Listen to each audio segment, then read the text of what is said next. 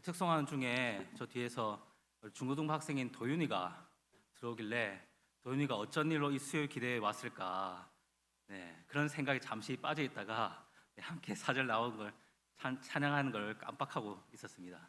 하나님의 은혜 가운데 하나님께서 찬양을 받아주실 줄 믿습니다. 오늘은 이 복음을 위해 살아갑시다라는 제목으로 우리가 하나님의 말씀을 나누고자 합니다. 인도의 침묵의 성자로 불리는 사람이 한 명 있습니다. 바로 이 바바 하리 다스라는 사람입니다.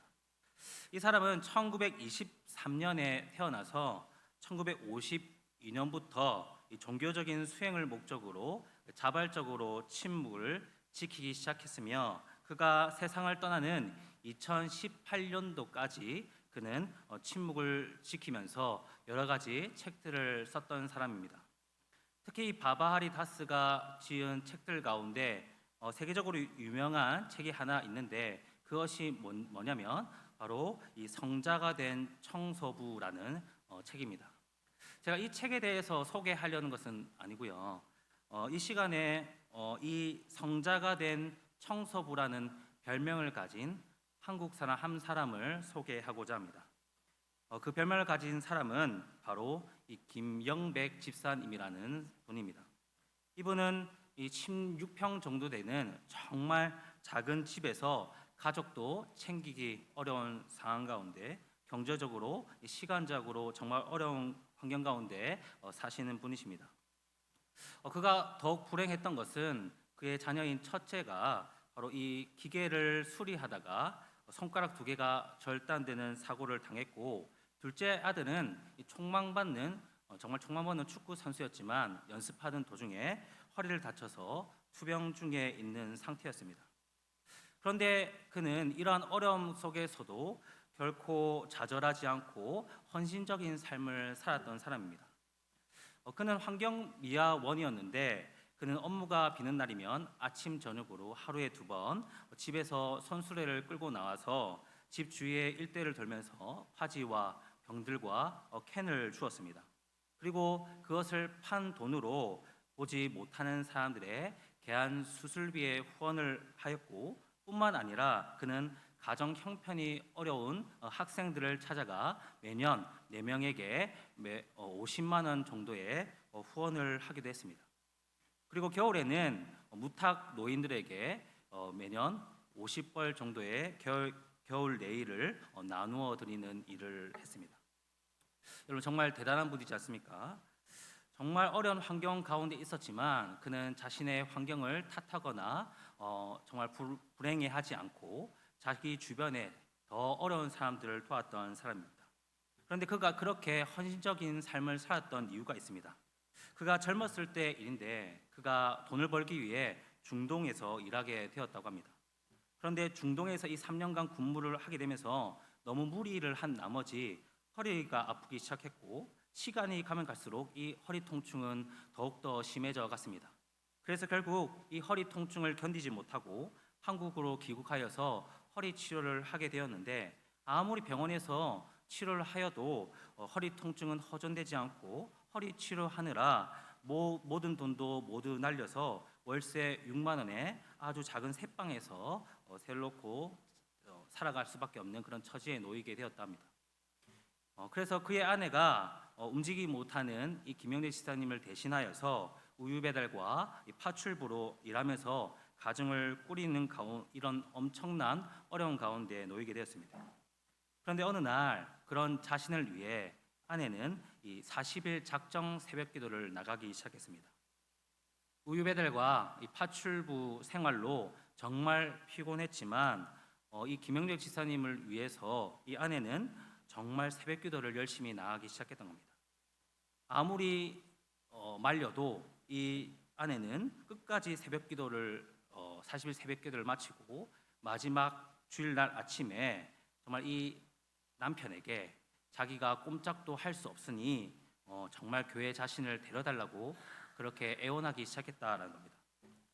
김영지 사님은 늘 자신을 위해서 헌신적이었던 아내였기 때문에 그 아내의 간청을 거절하지 못하고 어쩔 수 없이 목발을 짚고 아내를 부축하여서 간신히 교회에 가게 되었습니다.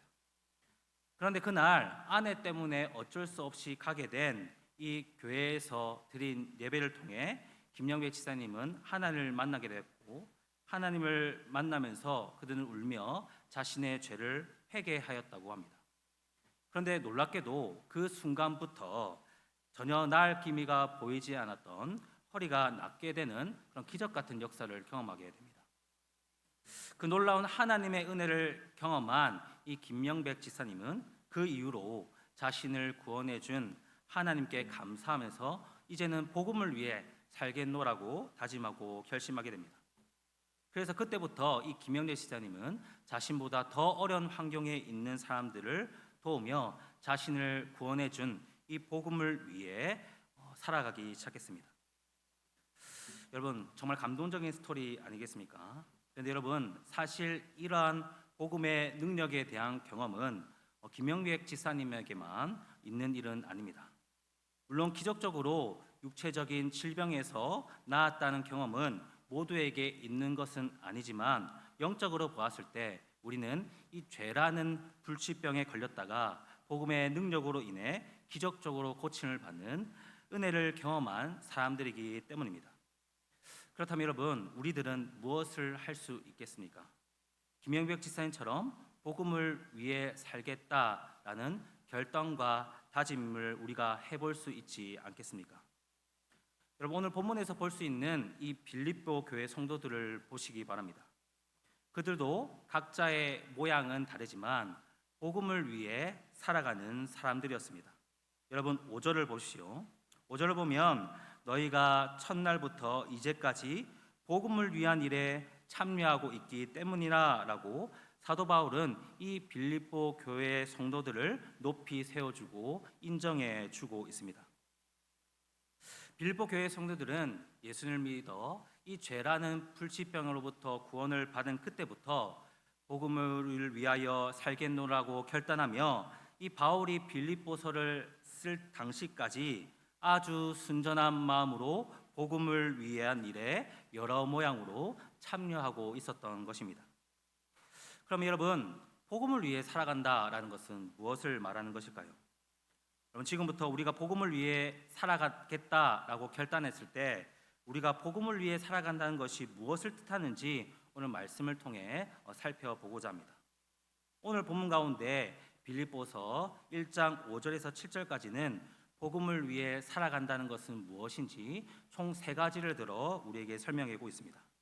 첫 번째로, 여러분, 복음을 위해 살아간다라는 것은 복음을 위한 일에 충성을 다한다라는 것입니다. 여러분, 빌립보는 이 주전 42년 필리피 전투와 주전 31년 악티움 전투라는 이 2번의 로마 내전의 주요 장소였습니다. 이 2차례의 내전이 끝난 후에 많은 태역 군인들이 이 빌립보에 정착하게 됩니다. 그 결과 이 빌립보에 사는 대부분의 사람들은 이 로마 내전에서 퇴역한 군인들과 그의 가족들로 구성되어 있습니다. 그렇다면 당연히 이 빌립보 교회 성도들도 군인 출신들로서 퇴역한 군인들과 그의 가족들로 대부분 구성됐다라고 우리가 생각해 볼 수 있습니다. 따라서 우리가 이 빌립보 교회 성도들을 우리가 생각해 볼 때 그들은 아마도 이 로마 군사의 문화에 아주 익숙했던 사람들이었을 것이며, 또한 퇴역한 군인들로서 이 국가의 연금을 대부분 받고 있었다라고 우리가 생각해 볼 수 있습니다. 특히 그들은 이 국가의 연금을 받고 생활하고 있다 보니 그들의 생활은 넉넉치 않았을 것입니다. 그러나 여러분, 그들은 바울이 이 복음을 전파하는 사업을 위해 늘 물질적으로 지원하는 것을 아끼지 않았던 사람입니다. 여러분, 5절에서 증거한 것처럼 그들은 첫날부터 지금까지, 다시 말해서 그들이 예수님을 믿기로부터 시작한 그때부터 바울이 서신서를 쓰는 그때까지 그들은 정말 충성되게 복음을 위한 물질적인 지원을 꾸준히 이어갔던 것입니다. 여러분, 이러한 빌립보 교회 성도들의 이 충성은 아마도 군인으로서의 그 특징을 잘 반영하는 모습이라고 할 수 있습니다. 여러분, 군인으로서 꼭 가져야 할 중요한 덕목이 뭐겠습니까? 바로 충성심 아니겠습니까? 빌립보 교회 성도들은 이 나라에서 충성하다 퇴역한 후에 이제는 오로지 복음을 위해 충성하겠다라고 그렇게 결단한 것입니다.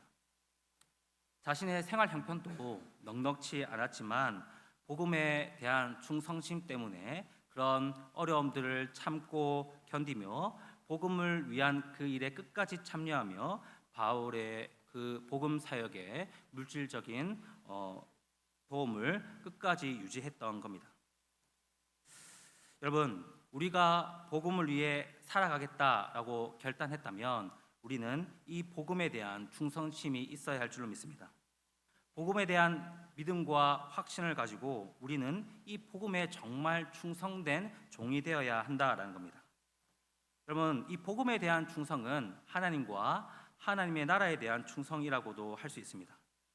그럼 여러분, 이 복음에 대해서 충성하기 위해 우리는 무엇을 할 수 있겠습니까? 빌립보 교회 성도들처럼 복음을 위해 물질적인 것들을 내어주는 것이 복음을 위해 충성을 다하는 것이라고 할 수 있겠습니까? 여러분, 그것뿐만이 아닙니다. 예를 들어 예능이나 드라마 볼 시간에 성경 보고 기도할 시간은 없다라거나 등산 갈 시간은 있어도 교회 모임에 참석할 시간은 없다라는 등의 그런 삶에서 벗어나는 것부터 우리는 시작할 수 있습니다. 여러분, 지금까지 나는 무엇을 위해 충성하며 살아왔다고 여러분 자부할 수 있습니까? 여러분, 이제 우리는 복음 외에 다른 것들에 대한 충성을 포기하고 복음을 위한 일에 충성을 다해 보겠다는 결단을 해보시길 바랍니다. 여러분, 둘째로 복음을 위해 살아간다라는 것은 복음을 위하여 고난 받기를 기뻐하는 것입니다. 여러분, 사도 바울이 이 빌립보서를 쓸 당시 바울은 이 로마 감옥에 투옥된 상태였습니다. 그 제목은 다름 아닌 이 복음 때문이었습니다. 여러분, 우리가 잘 아는 것처럼 바울은 복음으로 인하여 많은 어려움과 고난과 역경을 늘 인생 가운데 함께했던 사람입니다. 빌립보서 4장 11절에서 12절 말씀을 보면 이 바울이 복음으로 인하여 당하여 했던 여러 가지 고난에 대해서 이렇게 묘사하고 있습니다. 여러분, 앞에 스크린 보시며 함께 읽어보도록 하겠습니다. 시작.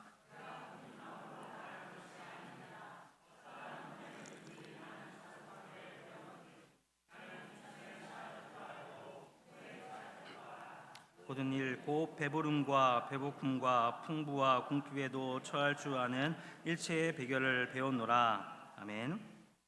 여러분, 사도 바울은 이 복음 때문에 늘 배고픔과 궁핍과 추위와 더위와 늘 맞서야 했습니다.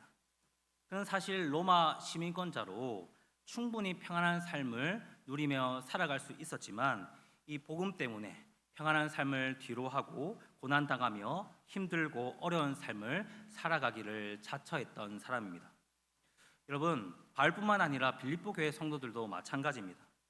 이 빌립보는 로마의 식민지로서 로마의 법과 간섭이 강하게 영향받는 도시였습니다. 당시 로마 제국 내에서 그리스도인들이 된다는 것은 당연히 핍박과 고난과 차별을 당한다는 뜻이었습니다. 빌립보 교회 성도들은 그것을 너무나 잘 알매도 불구하고 그리스도인이 되겠다 그렇게 결단한 사람들입니다. 이 사실을 바울도 잘 알고 있었습니다. 그래서 빌립보서 1장 30절 말씀을 보시면 바울은 너희에게도 그와 같은 싸움이 있으니 너희가 내 안에 본 바요 어제도 너희 안에 듣는 바니라 라고 그렇게 말하고 있습니다. 사도 바울은 이 빌립보 교회 성도들이 자신처럼 늘 복음으로 인하여 고난당하고 있었다는 사실을 너무나 잘 알고 있었던 것입니다. 그런데 여러분, 우리가 주목해 볼 것은 이 바울과 빌립보 교회 성도들이 고난을 당할 때 이 고난을 대처하는 자세가 남달랐다라는 것입니다. 빌립보서 4장 14절 말씀을 보면 바울은 이 빌립보 교회 성도들에게 내 괴로움에 함께 참여하였으니 잘하였도다 그렇게 고난 당함에 대해서 칭찬하고 있습니다. 또한 오늘 본문 1장 7절 말씀을 보면 바울은 자신과 빌립보 교회 성도들이 당하는 고난이 바로 은혜에 참여한 것이라 그렇게 말씀하고 있습니다. 여러분, 이래로 짐작해 보건대 사실 이 바울과 빌립보 교회 성도들은 그들이 복음으로 인해 당하는 고난을, 고통을 괴로워하고 원망하는 것이 아니라 오히려 기뻐하고 즐거워하고 감사했다는 사실을 우리가 알 수 있습니다. 여러분, 어떻게 그럴 수 있었겠습니까? 빌립보서 4장 13절 말씀에 의하면 내게 능력 주시는 자, 내게 모든 것을 할 수 있도록 해주시는 자. 빌립보서 1장 6절 말씀에 의하면 우리 안에 착한 일을 행하시는 이, 바로 하나님이 나와 늘 함께 계신다는 사실을 그들은 실질적으로 믿었기 때문입니다. 여러분, 우리도 하나님이 늘 우리와 함께 하신다는 사실을 믿는다면 우리는 그 어떠한 고난과 역경 가운데서도 기뻐하고 즐거워할 수 있는 역설의 은혜, 역설의 믿음을 경험할 수 있을 것입니다. 그리고 더 나아가 로마서 5장 3절에서 4절까지 말씀에 의하면 하나님은 이 고난을 통해, 복음으로 인하는 당하는 고난을 통해 우리에게 인내의 연단의 소망을 이루어 내주실 거라는 사실을 여러분을 꼭 믿으시기 바랍니다. 여러분, 마지막 셋째로 복음을 위해 살아간다라는 것은 복음을 변호하고 확립하는 일을 한다라는 겁니다. 여러분, 바울은 어떠한 상황 속에서도 이 복음을 변화하고 확립하는 것을 포기하지 않았습니다. 자신의 목숨이 위태로운 상황이라고 할지라도 그는 자신의 목숨을 지키는 것보다 오히려 복음을 변화하고 확립하는 것을 제일 우선적으로 여겼던 사람입니다. 그럼 사도행전 17장 말씀을 보면 이 바울이 아덴에서 복음을 증거하는 사건이 나오는데 그 말씀을 통해 우리는 바울이 복음의 변화와 확립에 대해서 얼마나 힘썼는지를 알 수 있습니다. 여러분, 스크린을 보시면서 사도행전 17장 16절에서 18절까지 말씀을 함께 읽도록 하겠습니다. 시작.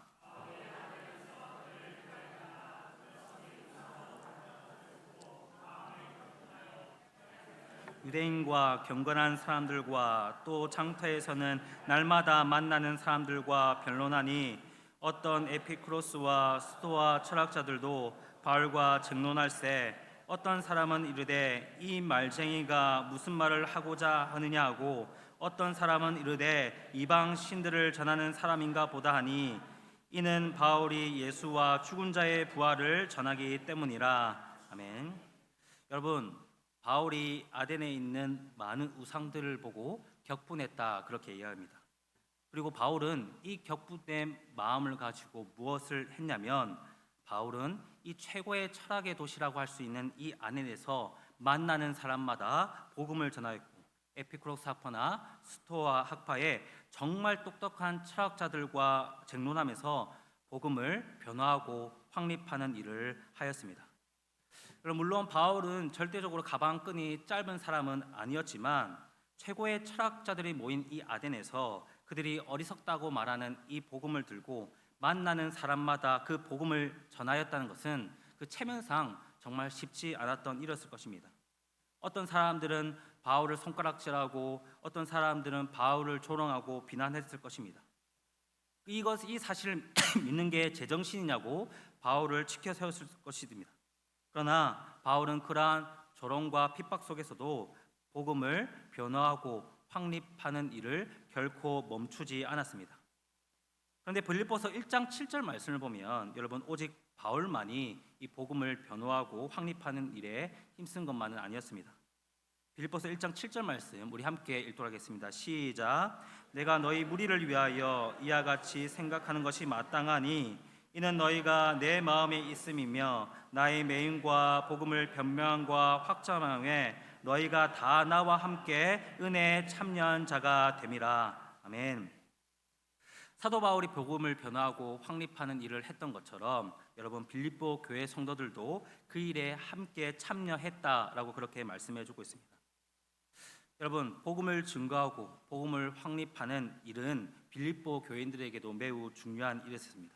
왜냐하면 이 빌립보라는 도시의 위치는 이 마게도냐의 주요 위치에 속하는 도시이기 때문에 정말 이방의 많은 사람들이 들락날락하면서 모이는 곳이었습니다. 그래서 빌립보는 정말 다양한 우상들과 그리고 자기의 신들이 진리라고 떠드는 사람들이 많았습니다. 따라서 그런 환경 속에서 빌립보 교회 성도들은 이 복음을 변호하고 확립하는 일은 바울에게만 중요한 일이 아니라 자신들에게도 정말 중요했던 것입니다.